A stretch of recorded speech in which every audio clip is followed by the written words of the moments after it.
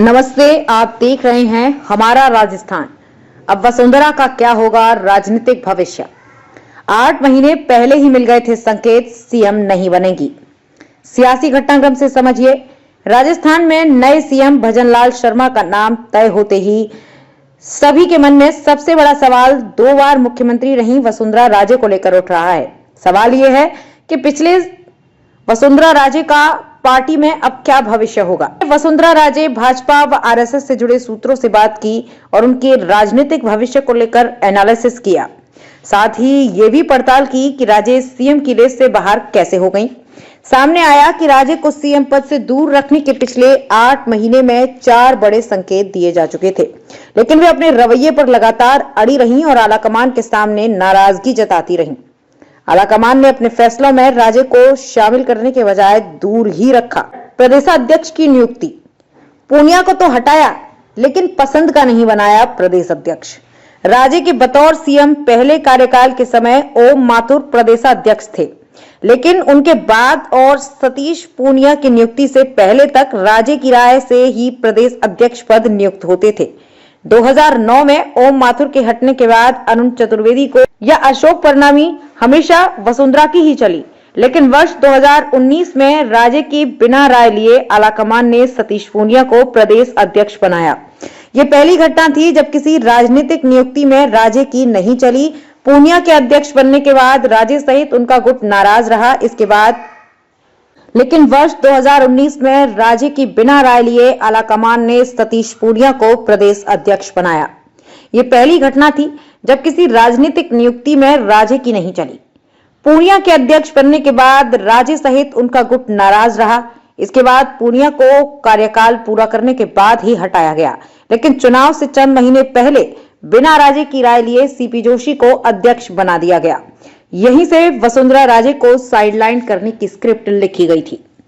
चुनावी कैंपेन, बिना राजे को शामिल किए ही तैयार हुई चुनाव प्रचार रणनीति। राजे आलाकमान से जुलाई अगस्त से ही चुनाव के दौरान खुद की भूमिका को लेकर लगातार सवाल पूछ रही थी। उन्होंने कई बार दिल्ली में डेरे डाले और अपनी बात भी पहुंचाई, लेकिन अंत तक आलाकमान ने राजे को चुनाव प्रचार की रणनीति से दूर रखा। राजे ने पिछले 4 विधानसभा चुनावों में निकाली गई सभी चुनावी यात्राओं का नेतृत्व किया था, लेकिन भाजपा आलाकमान ने इस चुनाव में राजे को शामिल किए बगैर अपने स्तर पर परिवर्तन यात्रा का रोड मैप तैयार किया। राजे ने यात्रा शुरू होने से पहले फिर एक बार खुद की भूमिका को लेकर सवाल पूछे। सितंबर में शुरू हुई ये यात्रा 18 दिन चली, लेकिन अंत तक उन्हें कोई जवाब नहीं मिला। यात्रा के दौरान करीब 75 सभाएं हुई, लेकिन शुरुआत के बाद राजे दिखाई नहीं दी। तीसरा, टिकट वितरण। राय ली, जिताऊ के अलावा खास समर्थकों के टिकट काटे। टिकट वितरण को लेकर बैठकों में राजे को शामिल रखा गया। राजे ने अपनी राय भी दी और खुद की सूचियां लेकर जयपुर और दिल्ली की बैठकों में शामिल भी हुई। खुद की सूचियों के आधार पर आलाकमान ने उनकी बात भी सुनी, लेकिन किया वही जो सर्वे में सामने आया था।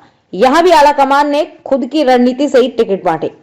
सर्वे में राजे समर्थक जिताऊ उम्मीदवारों कालीचरण सराफ, श्रीचंद कृपलानी जैसे नेताओं को टिकट दिया गया। वहीं राजे के कट्टर समर्थकों में गिने जाने वाले अशोक परनामी, यूनुस खान जैसे चेहरों को चुनाव मैदान से दूर रखा। राजे अंत तक इनकी टिकट के लिए मांग करती रहीं। 4 समर्थक विधायकों की लॉबिंग करना। रिजल्ट से पहले और बाद में नाराज ही रही राजे। सूत्रों के अनुसार इस चुनाव से पहले और रिजल्ट आने के बाद भी तवज्जो नहीं मिलने से वसुंधरा राजे लगातार नाराज चल रही थी। उन्हें भी पहले से अंदाजा था कि चुनाव में जिस तरह से उन्हें दूर रखा गया, मुख्यमंत्री चयन के समय कहीं ऐसा नहीं हो। यही कारण है कि वसुंधरा राजे ने नतीजे आने के बाद समर्थक विधायकों को बुलाया और अपने समर्थन को लेकर नब्ज टटोली। उल्टा आलाकमान इससे नाराज हुआ। राजे को उनके बेटे सांसद दुष्यंत सिंह को दिल्ली तलब किया गया था। सूत्रों के अनुसार दिल्ली में राजे को भाजपा के राष्ट्रीय अध्यक्ष जेपी नड्डा ने स्पष्ट समझाया था कि वे सीएम के लिए प्रयास ना करें, कोई लाभ नहीं मिलने वाला। बावजूद इसके दिल्ली से लौटकर उन्होंने विधायकों को खुद के समर्थन करने के लिए जुटाया। आलाकमान ने राजे पर चुनाव के दौरान और सीएम की घोषणा तक राजे की हर गतिविधि पर बारीकी से नजरें बनाए रखी। चुनाव से पहले और परिणाम के बाद 2 बार वसुंधरा राजे ने समर्थक विधायकों को अपने पक्ष में खड़ा करने का प्रयास किया, लेकिन उन्हें न तो चुनाव से पहले और न चुनाव के परिणाम के बाद पर्याप्त विधायकों का साथ मिला। उल्टा राजे ने इन गतिविधियों के चलते आलाकमान को नाराज कर दिया। राजे के पक्ष में केवल 2 विधायक रहे, जिन्होंने साफ तौर पर कहा कि उन्हें मुख्यमंत्री बनाना चाहिए, लेकिन अधिकतर ने आलाकमान के साथ जाने की बात कही। इन स्थितियों में राजे के पास आलाकमान के साथ जाने के अलावा कोई चारा नहीं रहा।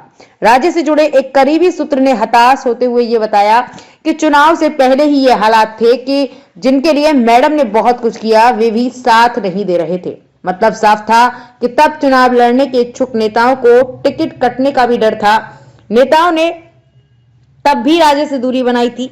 यूनुस खान, अशोक परनामी जैसे समर्थकों के टिकट तक काटे गए थे। राजस्थान की हर ताज़ा खबर देखने के लिए हमारे YouTube चैनल को सब्सक्राइब करें और Facebook व Instagram पेज को फॉलो करें। और आप कौन से जिले से यह खबर देख रहे हैं, कमेंट बॉक्स में हमें अपने जिले का नाम जरूर बताएं। वो वीडियो को लाइक करें।